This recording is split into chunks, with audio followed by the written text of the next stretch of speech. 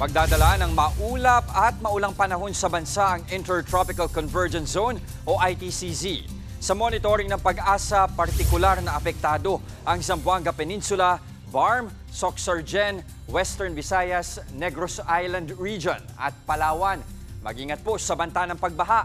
Easterlies naman ang magdudulot ng mataas na tsansa ng pag-ulan, pagkidlat at pagkulog sa bahagi ng Bicol Region, Quezon, Visayas at Mimaropa. Hindi nakaapekto ang habagat sa panahon na nararanasan ngayon, pero posibleng umiiral ito bukas sa Southern Luzon. Wala namang namomonitor na low pressure area o bagyo sa loob ng Philippine Area of Responsibility. Mga kapatid, Jess De Los Santos po. Iba na ang may alam at may pakialam sa panahon ngayon. Para sa tuloy-tuloy na balitaan sa Frontline kahit weekend, mag-follow at mag-subscribe sa social media pages ng News 5.